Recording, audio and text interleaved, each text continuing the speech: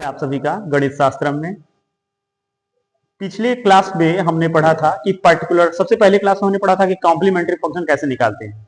फिर दूसरे क्लास में हमने पढ़ा था कि कॉम्प्लीमेंट्री फंक्शन निकालने और उसके बाद पर्टिकुलर इंटीग्रल निकालने के तरीकों के बारे में, जिसमें हमने दो केस डिस्कस किया था। केस वन हमारे पास जो था, उसमें जो पहला केस हमने पढ़ा था कि यदि दिया गया फंक्शन राइट साइड में जो क्यू के जगह पे है वो e to the power ax type का है तो उसे कैसे सॉल्व करेंगे। फिर दूसरा हमने पढ़ा था कि यदि qx फंक्शन sin ax और cos ax है तो उसे हम कैसे पढ़ेंगे। और तीसरा केस मैं आपके सामने डिस्कस कर रहा हूं, केस थ्री, कि यदि दिया गया qx x to the power n या m जो आप कह लें x to the power n type का है, यानी कि पॉलिनोमियल है n डिग्री का, तो उस केस में हम कैसे पर्टिकुलर इंटीग्रल निकालेंगे। देखिए, पर्टिकुलर इंटीग्रल निकालने का हमारा तरीका वही रहेगा, 1 upon F D into Q x. फिर हम क्या करेंगे, जो भी हमारा एफ डी फंक्शन रहेगा उसे हम लिख देंगे, क्यू एक्स की वैल्यू यहां से यहां कॉपी कर देंगे x to the power n। अब ध्यान दीजिए, यहां तक तो ठीक था। अब इसके बाद इस एफ डी को कैसे ऑपरेट करना है एक्स के पावर एन पे, इसके बारे में आप जानिए। इस एफ डी को हम दो तरीके से तोड़ने का प्रयास करेंगे। पहला, या तो ये 1 प्लस एफ डी बन जाए और ये ऊपर जाए तो क्या बन जाएगा, 1 प्लस एफ डी इनवर्स। लेकिन डी लिख के एक्सपेंशन करना ठीक नहीं है, तो हम टाइप की बात करेंगे, यहां पे एक्स लिख करके एक्सपेंशन कर देंगे। 1 माइनस एक्स लिख के हम एक्सपेंशन, यानी यहां 1 प्लस डी और यहां 1 माइनस डी आएगा, और इसका हम एक्सपेंशन लिखेंगे 1 minus x plus x square minus x cube plus x to the power 4 minus x to the power 5 and so on. दूसरा, इसका एक्सपेंशन हम लिखेंगे 1 plus x square plus x cube plus x to the power 4 plus x to the power 5 plus dot dot and so on. अब देखिए, यहाँ पे ये जो x है इंस्टीट्यूट ऑफ d हमने लिखा है, यानी 1 minus D plus D square minus D Q, यानी कि ये टाइप के फॉर्मेट में यहाँ पहुंच जाएंगे, और ये सभी d रिप्रेजेंट करेंगे डेरिवेटिव्स को, यानी d बाई डी एक्स को। और उस केस में जो हमारा पॉलिनोमियल रहेगा वो बड़े आराम से हम उसे डिफरेंशिएट कर पाएंगे और हमारा पर्टिकुलर इंटीग्रल निकल जाएगा। तो ये प्रोसेस है x to the power n से डील करने का, ठीक है। अब एक एग्जाम्पल के माध्यम से हम आपको दिखाते हैं कि कैसे सॉल्व करेंगे। तो एक एग्जाम्पल ले लेते हैं, यहां पे देखिए एग्जाम्पल। मान लीजिए कि आपको क्वेश्चन दिया गया है D two Y upon D X square plus Y is equal to X square. ये क्वेश्चन हमें दिया गया है, लिखा है solve it, solve this, solution. देखिए, हम लोग का काम है सबसे पहले जो भी क्वेश्चन दिया रहेगा उसे लिखना। Given that D two Y upon D X square plus Y is equal to X square, इसको हम दूसरे फॉर्मेट में कैसे लिखते हैं, D square plus 1 of Y equal to X square. ये लिखने का हमारा तरीका है। अब देखिए, मैं इसके आगे मैं दिखा रहा हूं एक्सपेंशन आपको। ऑक्सिलरी इक्वेशन इज, क्या लिखते हैं, M square plus 1 equal to 0, यानी कि m is equal to plus minus iota. देखिए, जो रूट आया है वो कॉम्प्लेक्स नंबर है, और इसका कॉम्प्लीमेंट्री फंक्शन हमने पहले लेक्चर में सिखाया था। c1 cos अल्फा प्लस आई बीटा, अल्फा की वैल्यू 0 है, बीटा की वैल्यू 1 है, तो c1 cos beta x, c2 sin beta x into E to the power alpha x, यानी 0x 1 हो जाएगा, तो नहीं लिखेंगे। ये हमारा कॉम्प्लीमेंट्री फंक्शन जो ये हम पहले पढ़ चुके हैं। आज जो हम सीख रहे थे वो हमारा टारगेट था पर्टिकुलर इंटीग्रल का, तो 1 upon F D into Q x हमने लिख लिया है। और देखिए, एफ डी की वैल्यू यहाँ है डी स्क्वायर प्लस 1, तो यहाँ पे हम लिख लेंगे D square plus 1 into x, x की वैल्यू यहाँ क्यू एक्स की वैल्यू भर दी एक्स स्क्वायर। अब हमने आपको बताया था कि आप या तो 1 प्लस एक्स का इनवर्स बनाइए या 1 माइनस एक्स का। तो यहाँ पे दिख रहा है कि डी स्क्वायर प्लस 1 लिखा है, तो हम इसको थोड़ा सही लिख लेते हैं, 1 plus D square of X square. अगर हम इसको ऊपर ले चले तो देखिए ये बन गया है फिर उसी टाइप का 1 प्लस एक्स का इनवर्स। कैसे लिखे थे, 1 minus D square plus D to the power 4 plus and so on of X square. अब देखिए, जो ये d है ये stand for d by D X, इसलिए हम क्या करेंगे, अब इसको ऑपरेट करेंगे बारी बारी सब पे। तो यहां से आ जाएगा एक्स स्क्वायर माइनस, अब D square of X square और plus D to the power 4 of X square plus and so on. तो इस केस में अगर आप इस एक्स स्क्वायर का देखिए यहाँ पे एक भी बार डेरिवेटिव नहीं है तो वो ऐसे ही है। अगर हम दो बार इसको डिफरेंशिएट करेंगे तो एक बार में 2x और दूसरी बार में 2, x का डेरिवेटिव 1, तो यहाँ से डी स्क्वायर एक्स स्क्वायर जो है वो किसके बराबर आ जाएगा, 2 के बराबर आ जाएगा। और प्लस ये हायर ऑर्डर डेरिवेटिव क्या हो जाएंगे, 0, क्योंकि दूसरी बार में 2 पे कांस्टेंट हुआ, तीसरी बार में 0 हो जाएगा, इसलिए हायर ऑर्डर डेरिवेटिव हमने स्किप कर दिया है। यानी कि पर्टिकुलर इंटीग्रल निकल के आ गया है X square minus 2। The complete solution is complementary function plus particular integral. तो जो कॉम्प्लीमेंट्री फंक्शन है वहां से हम लिख देते हैं c1 cos x और c2 sin x और प्लस एक्स स्क्वायर माइनस 2। तो देखिए यही हमारा दिए गए डिफरेंशियल इक्वेशन का कंप्लीट सॉल्यूशन है। कब, जब हमारा दिया गया डिफरेंशियल इक्वेशन राइट साइड में उस तरह x to the power n type का फंक्शन रखता है। नोट करिए इसे। देखिए अगला क्वेश्चन है हमारे पास, D square plus 5d plus 4 is equal to 3 minus 2x। इसे सॉल्व करना है।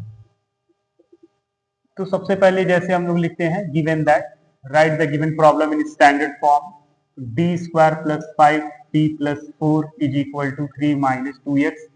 एफ डी, देखिए यहाँ पे y रहेगा, प्रिंटिंग है, F D Y is equal to Q X. तो यहां से हम लिखते हैं auxiliary equation is M square plus 5m plus 4 equal to 0। अब फैक्टराइजेशन मेथड से इसका हम फैक्टराइजेशन करें तो आप लोग को बेहतर पता है कि हम ऐसे कर सकते हैं, इक्वल टू 0। अब देखिए m into M, M square 4m और एक m, 5m और 4 बन जा 4। यानी कि अगर हम इसका रूट निकालें तो दो रूट हमारे पास आए, -1 और -4। अगर इसे हम सॉल्व करना चाहें, दोनों रूट हमारे जो हैं वो रियल और अनइक्वल हैं, रियल और डिस्टिंक्ट कह सकते हैं। कॉम्प्लीमेंट्री फैक्टर निकालने का जो तरीका है e to the power -x और c2 e to the power -4x। अब इसके बाद क्या करेंगे, पर्टिकुलर इंटीग्रल निकालेंगे। Particular integral is equal to 1 upon F D into Q X. अब एफ डी की जो वैल्यू है वो डी स्क्वायर प्लस 5d और प्लस 4, क्यू एक्स की जो वैल्यू है वो 3 माइनस 2x। अब देखिए, अब आप यहाँ फंसेंगे कि यहाँ 3 टर्म है, फिर ये 1 प्लस एक्स कैसे बनेगा। तो यहाँ से हमने आपको सिखाया था कि किस तरीके से हम यहाँ कॉमन लेंगे 4 को, तो ये बन जाएंगे 1 और बाकी पूरे टर्म को ही हम क्या मान लेंगे, x, और यहाँ पे डिवाइड कर देंगे 4 से। देखिए बड़े आराम से बन गया ऐसे। अब हम इस 1/4 को बाहर रखेंगे, इनको ऊपर ले चलेंगे, डी स्क्वायर प्लस 5d/4 का इनवर्स 3 माइनस 2x। अब ये बन गया है 1 प्लस एक्स का इनवर्स, फिर एक्सपेंशन करेंगे तो 1/4 1 minus D square plus 5d/4 1 minus x और प्लस एक्स स्क्वायर। अब ध्यान दीजिए यहाँ पर जो पॉलिनोमियल हमें दिया गया है उसकी डिग्री 1 है, यानी कि एक बार डिफरेंशिएशन पे कांस्टेंट आएंगे और उससे अधिक बार के डेरिवेटिव्स के लिए 0 आएंगे। तो जब ही अगर हम इनका स्क्वायर करें, डी स्क्वायर प्लस 5d करेंगे तो ये सभी d के एक से अधिक पावर कंटेन करेंगे, यानी कि इसे लिखने का कोई मतलब नहीं है, क्योंकि जब ही इसको ऑपरेट करेंगे तो वो 0 हो जाएगा। इसलिए हम सिर्फ इतने ही टर्म को रहने देंगे यहाँ पे, बाकी को स्किप करते हुए आगे बढ़ेंगे।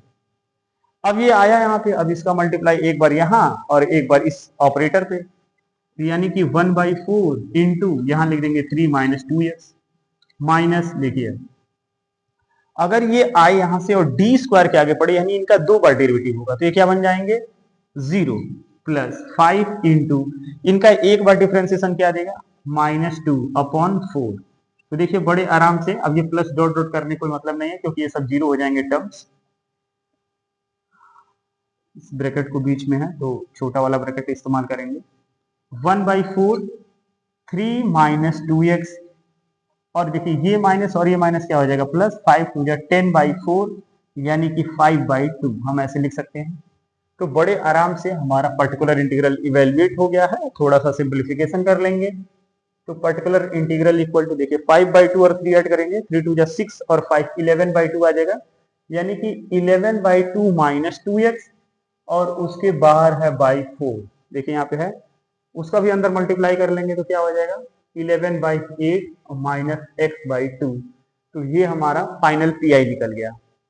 कंप्लीट सॉल्यूशन अगर देने की बात आएगी तो complementary function plus particular integral हो जाएगा, और यहाँ से y x is equal to c1 into power minus X C2 e to the power -4x, ये पूरा पूरा यहाँ से कॉपी करके यहाँ लिख दिए हैं।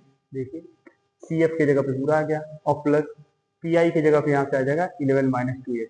ठीक है, तो यही आपका कंप्लीट सॉल्यूशन है। नहीं दिख रहा होगा तो मैं नीचे लिख देता हूँ, yx is equal to C1 e to the power -2x e to the power -4x और प्लस 11/2 - 2x। ये सॉल्यूशन है आपका। ठीक है, तो अब अगले केस में हम फोर्थ करेंगे। देखिए यहाँ पे हमें यही कॉपी करना है, 11/8 - x/2। यहाँ पे 11/8 - x/2 ये होगा। तो ये आपका कंप्लीट सॉल्यूशन है, जो यहाँ पी आई आया है वही यहाँ और वही यहाँ रहेगा। ठीक है, अब केस 4 की स्टडी हम करेंगे। देखिए यहाँ पे अब हम केस 4 ले रहे हैं। केस 4 में हमारा है QX की जो वैल्यू रहेगी, यदि e to the power ax into VX आ जाए, लेकिन जो ये VX फंक्शन है ये या तो जो हमारा केस 1 का फंक्शन था e to the power ax उसी टाइप का हो, तो भाई ये दोनों मिलकर नया वही बन जाएंगे। अगर ये दूसरे हो VX sin ax या cos ax टाइप के हो सकते हैं, या फिर x to the power n type के हो सकते हैं, यही तीन हो सकते हैं बस। तो इस केस में पर्टिकुलर इंटीग्रल निकालने के लिए बताया गया है। देखिए यही बेसिक फॉर्मूला है जिसे हम हर बार लिखेंगे, 1/fd इंटू QX। अब QX की जो ये वैल्यू है उसको यहाँ पे लिख देंगे e to the power ax into VX। अब ध्यान से समझिए, 1/fd इज एन ऑपरेटर, ये क्या है, ऑपरेटर है, और इसके आगे जो भी रहेगा उसको बिना ऑपरेट किए नहीं छोड़ेगा। तो अगर ये e to the power ax इस ऑपरेटर से बाहर निकलना चाहते हैं तो निकल सकते हैं, लेकिन एक शर्त ये है कि जो जहां जहां हमारे fd में d रहेगा वो d प्लस a से शिफ्ट हो जाएगा। ठीक है, और ये Vx अपनी जगह बने रहेंगे, और इस Vx को सॉल्व करने के लिए ये fd प्लस ए सॉल्व होंगे तो नया कोई नया gd आ जाएंगे मान लो, और ये Vx रहेंगे तो या तो केस 1 में सॉल्व हो जाए, केस 1 में नहीं होंगे तो केस 2 में होंगे, और केस 2 में नहीं होंगे तो केस 3 जो अभी पढ़े हैं उसमें होंगे। यानी कि इसे सॉल्व करने के लिए हम इन्हीं तीन मेथड का यूज करेंगे, तो बड़े आराम से ये हमारा प्रॉब्लम सॉल्व हो जाएगा। अब क्या करते हैं, एग्जाम्पल लेते हैं एक।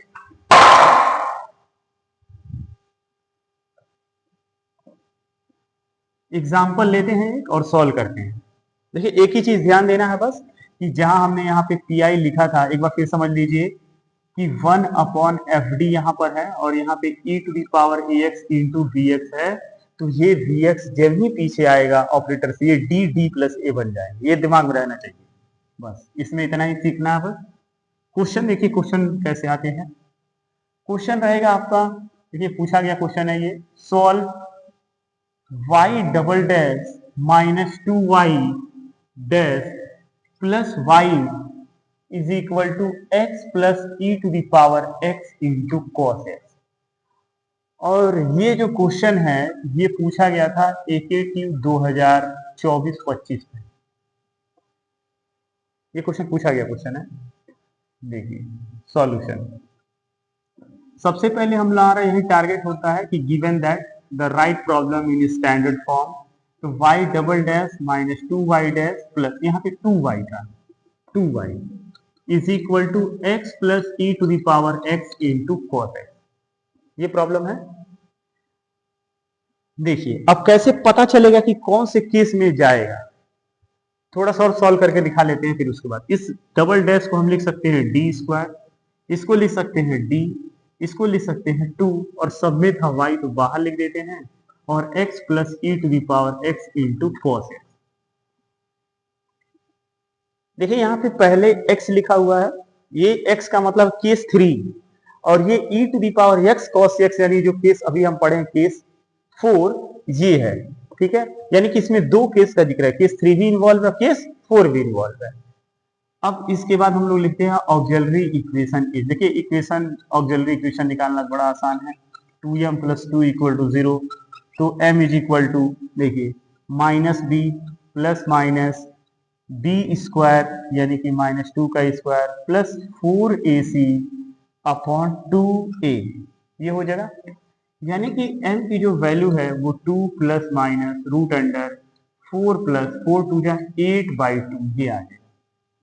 अगर आप रूट निकालना चाहें m की वैल्यू, तो m is equal to 2 plus minus 8 और 4 12, तो इसको हम लिख सकते हैं 4√3/2। एक मिनट, थोड़ा ये देख लें कि ये सही है कि नहीं है। तो देखिए यहां पे minus minus plus 2 plus minus B square minus 4ac√2a। तो यहां पे आ जाएगा 2 plus minus √(-4/2 is equal to 2 plus minus, इसको लिख देंगे 2i/2, यानी कि ये बन जाएगा 1 प्लस माइनस i। ठीक है, तो यहां से कॉम्प्लीमेंट्री फंक्शन अगर हम लिखना चाहें तो c1 cos x plus c2 sin x into e to the power alpha x, यानी कि e to the power x, ये आ जाएंगे। अगर हम ये करना चाहें इसके बाद पर्टिकुलर इंटीग्रल, तो 1/fd into Q x, 1/fd। अगर fd की वैल्यू यहां से देखिए D square minus 2d plus 2, और यहां पे फंक्शन की वैल्यू रख देंगे x plus e to the power x into cos x। ठीक है, अब ये दोनों फंक्शन, ये हमारा fd ऑपरेटर हो गया, इस पे ऑपरेट करेंगे 1/d² minus 2d plus 2 into x plus 1/d² minus 2d plus 2 into E to the power x cos x। अब ध्यान दीजिए यहां पर हम क्या यूज करेंगे, केस 3, और यहां पे क्या यूज करेंगे, केस 4। तो 1/2 इंटू, इस क्वेश्चन को सॉल्व करने के लिए 1 प्लस d² माइनस 2d/2 ऐसा लिख सकते हैं इंटू एक्स प्लस, अब यहां पे ये e के पावर x पीछे आएगा जैसा कि बताया गया था केस में, तो ये बन जाएंगे d प्लस 1 का whole square minus 2 times of d plus 1 plus 2 of cos x। देखिए अब इसको हम लिख सकते हैं 1/2 into 1 plus d² minus 2d/2 का inverse x plus e to the power x 1/d² plus 2d plus 1 a² plus 2ab plus b² minus 2d minus 2 plus 2 cos x। देखिए ऐसा हो जाएगा। आपने क्या देखा, ये 2d से 2d कैंसिल हो जाएगा, इस 2 से ये 2 कैंसिल हो जाएगा, और यहाँ पे बचा d² प्लस 1, ये बच गया। तो अब देखिए यहाँ पे जगह नहीं बन रहा है, यहाँ थोड़ा सा भी और है, सॉल्व कर सकते हैं, नहीं हो पाएगा, यहाँ करना पड़ेगा। ठीक है, हो गया। अब इसके बाद देखिए यहाँ से फिर ये बन जाएगा 1/2, यहाँ से इक्वल टू लगा लेंगे, इन्हें सॉल्व कर रहे हैं 1/2 into 1 minus d² minus 2d/2, और इसकी हायर ऑर्डर डेरिवेटिव हम फिर से नहीं लिख रहे हैं क्योंकि हमने लिखा है ये 1 प्लस x है, तो हम लिख सकते हैं 1 minus x plus x² plus and so on. तो जो ये x है इसका पावर 1 है, यानी ये एक ही d पर कांस्टेंट हो जाएगा, एक बार डिफरेंशिएट करने पर कांस्टेंट हो जाएगा, और उससे हायर ऑर्डर के लिए क्या हो जाएगा, 0 हो जाएगा, इसलिए लिखना जरूरी नहीं है। तो यहीं पर हम वो करके इसे x लिख लेंगे। दूसरा पार्ट देखिए e to the power x, अब यहां से ये बन गया है क्या, 1/d² प्लस 1 cos x।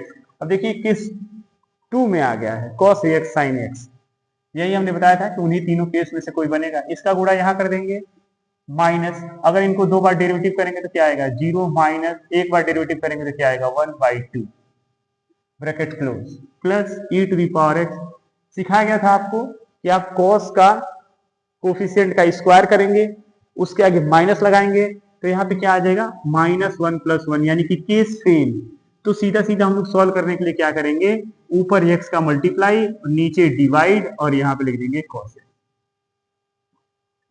अब इसको सॉल्व कर लेंगे 1/2 x माइनस, देखिए एक माइनस यहाँ प्लस, और 2 बन जाए कट जाएगा, ये बन गया 32 x, और ये माइनस माइनस क्या हो गया है प्लस, तो ये बन जाएगा x plus 1 plus e to the power x, और यहाँ पे हम लिख सकते हैं x/2, this 1/d is nothing else integration cos x dx।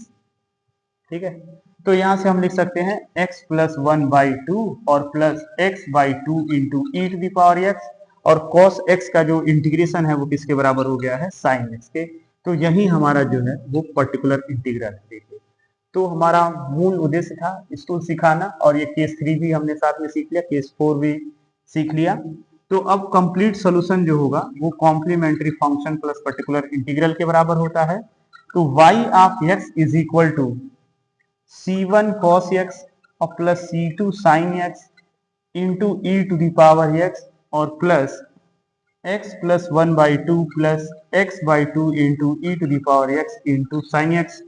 तो यही आपका जो है ये कंप्लीट सॉल्यूशन हो गया इस दिए गए डिफरेंशियल इक्वेशन का, और ये क्वेश्चन 7 मार्क्स में आता है। ठीक है,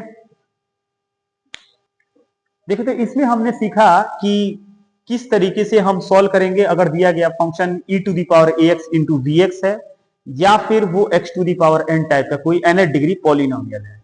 मैंने आपको कई बार बताया कि जो हमारा पॉलिनोमियल वाला टर्म होता है वो हमेशा एक फाइनाइट डिग्री का होता है, इसलिए जो हमारा ये d to the power n operate हो रहा था वो कभी ना कभी इनको कांस्टेंट बनाएगा और उसके अगले पावर में उसको जीरो बनाएगा। मींस ये एक टर्मिनेटिंग प्रोसेस होगा। आप ऐसे डॉट डॉट लगने से ये मत समझिए कि अनंत तक जाएंगे। अगर वास्तव में वो पॉलिनोमियल है तो किसी न किसी डिफरेंशिएशन पर जीरो तो देना ही है, इसलिए एक टर्मिनेटिंग प्रोसेस है।